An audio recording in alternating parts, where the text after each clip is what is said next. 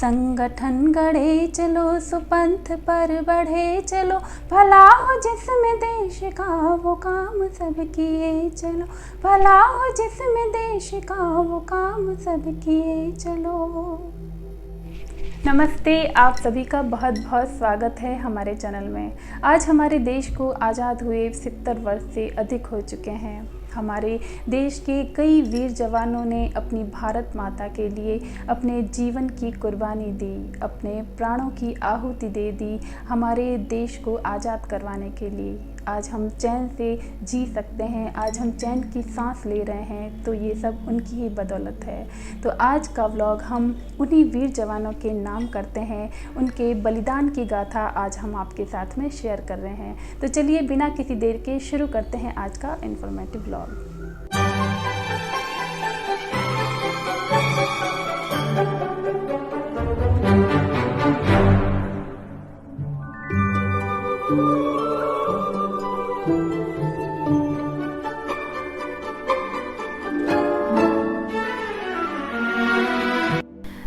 अगस्त 1947 को लगभग 200 साल के ब्रिटिश शासन को समाप्त करते हुए भारत को अपनी स्वतंत्रता मिली।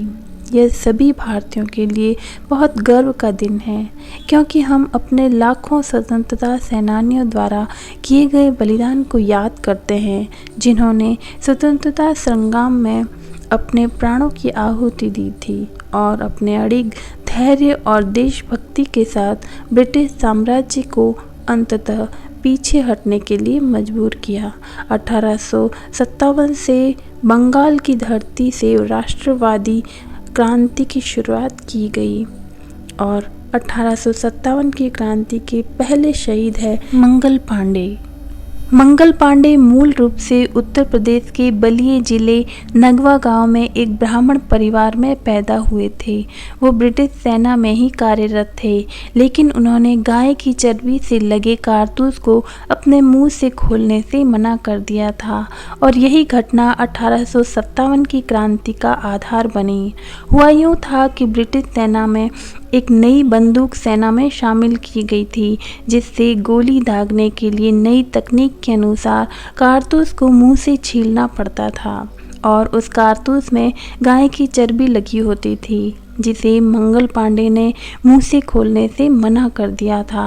हालांकि मंगल पांडे को 8 अप्रैल 1857 को ब्रिटिश शासन ने फांसी दे दी थी, लेकिन उनके द्वारा लगाई गई ब्रिटिश हुकूमत के खिलाफ इस चिंगारी ने बड़े आंदोलन का रूप लिया और 1857 से ही देश को आज़ाद कराने की शुरुआत हो गई थी।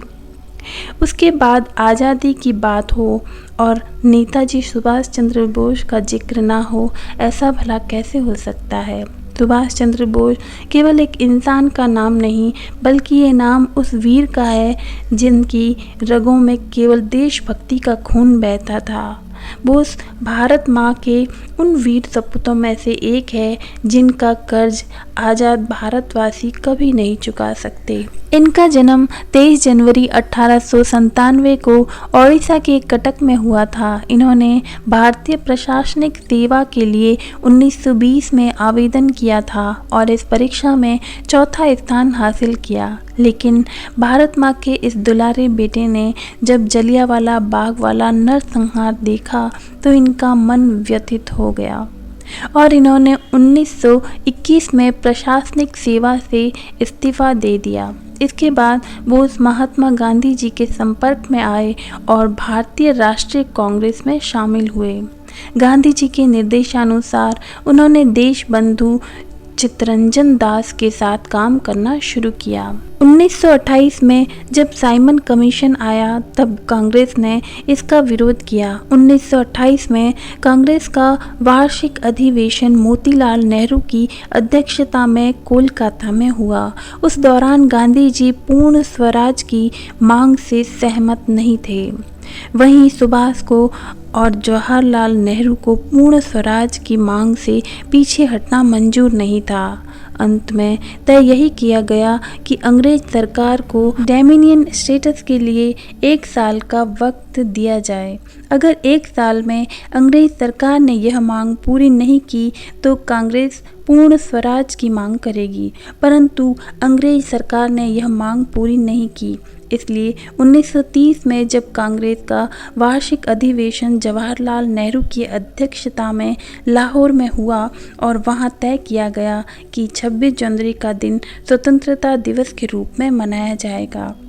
जनवरी 1941 में सुभाष अपने घर से भागने में सफल हो गए और अफगानिस्तान के रास्ते जर्मनी पहुंच गए।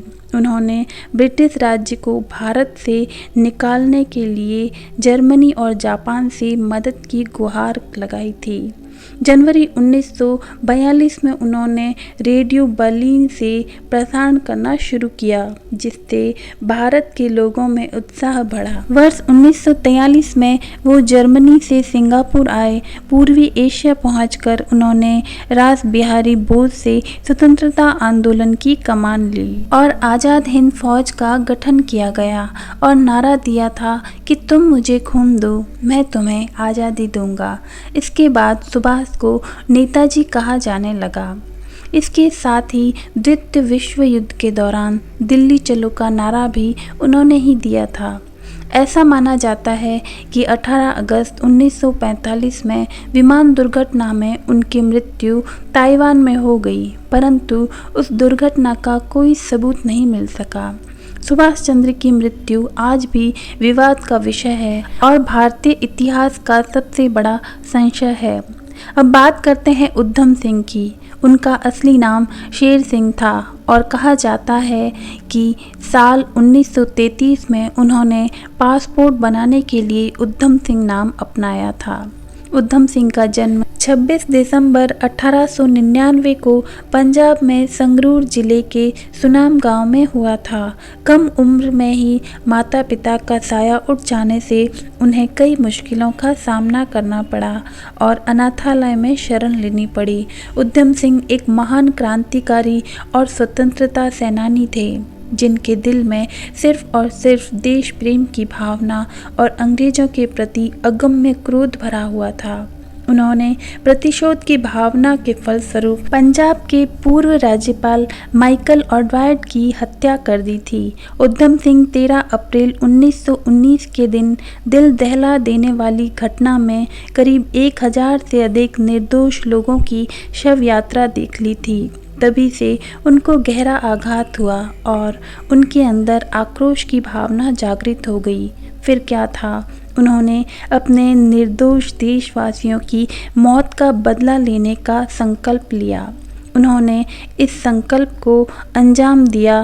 फिर उसके बाद वह शहीद ए आज़म सरदार उधम सिंह के नाम से भारत सहित विदेशों में भी प्रसिद्ध हो गए।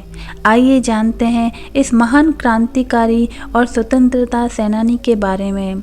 शहीद भगत सिंह द्वारा किए गए अपने देश के प्रति क्रांतिकारी कार्य और उनके समूहों से उधम सिंह बहुत ही प्रभावित हुए थे। 1935 में जब उधम सिंह कश्मीर में थे, तब उनको शहीद भगत सिंह की तस्वीर के साथ में पकड़ा गया था। उस दौरान उधम सिंह जी को शहीद भगत सिंह का सहयोगी मान लिया गया और इसके साथ ही शहीद भगत सिंह का शिष्य भी मान लिया गया था। उधम सिंह को देशभक्ति गीत बहुत पसंद थे। वह उनको हमेशा सुना करते थे। उस समय के महान क्रांतिकारी कवि राम प्रसाद बिस्मिल के द्वारा लिखे गए गीतों को सुनने के वे बहुत शौकीन थे। जलियांवाला बाग में अकारण निर्दोष लोगों को अंग्रेजों ने मृत्यु के घाट उतार दिया था।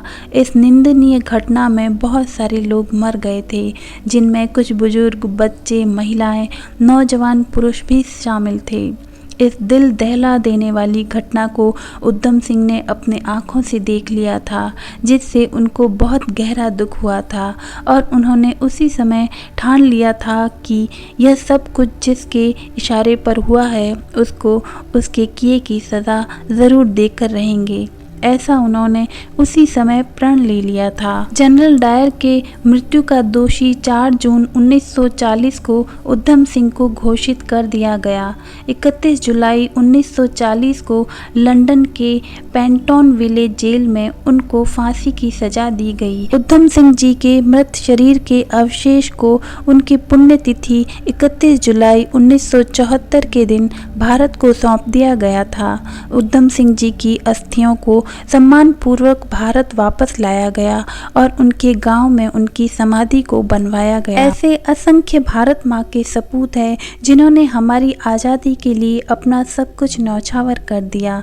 खुदीराम बोस, अशफाक उल्लाह खां, भगत सिंह, राजगुरु, सुखदेव, बटुकेश्वर दत्त, चंद्रशेखर आज़ाद, मास्टर अमीचंद, लाला लाजपत राय, जगन्नाथ शिंदे, विष्णु गणेश पिंगल, ऐसे असंख्य नाम हैं जिन्हें अगर गिनवाना शुरू करें तो इनका कोई अंत नहीं है। ऐसे सभी भारत माँ के वीर सपूतों को कोटि कोटि नमन है। तो ये थी उन अमर शहीदों के बलिदान की गाथा जिसे हम मरते दम तक नहीं भूल सकते और उनका कर्ज हम कभी भी चुका नहीं सकते। तो आपको हमारा व्लॉग कैसा लगा हमें ज़रूर बताइएगा। तो अब हमें इजाज़त दीजिए, मिलेंगे नेक्स्ट व्लॉग में। तब तक के लिए बाय बाय, टेक केयर, जय हिंद, जय भारत।